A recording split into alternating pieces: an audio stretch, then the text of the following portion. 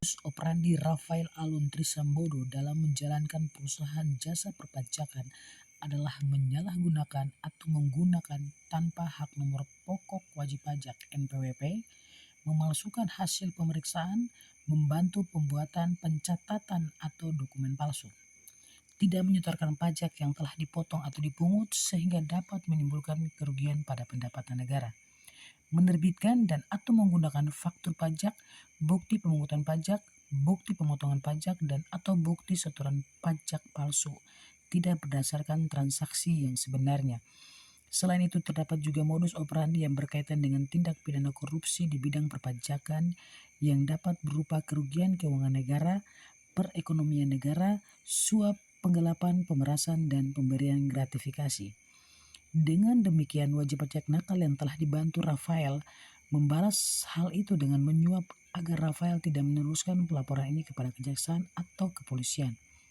Perbuatan Rafael adalah merupakan bentuk perbuatan tindak pelanggaran pidana di bidang perpajakan dan akan selalu berkaitan dan mencakup rumusan tindak pidana lain, baik yang bersifat umum ataupun khusus.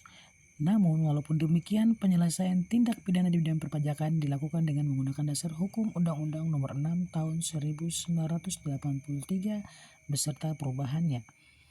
Pegawai pajak yang dalam melakukan tugasnya terbukti melakukan pemerasan dan pengancaman kepada wajib pajak untuk menguntungkan diri sendiri secara melawan hukum diancam dengan pidana sebagaimana dimaksud dalam pasal 368 Kitab Undang-Undang Hukum Pidana.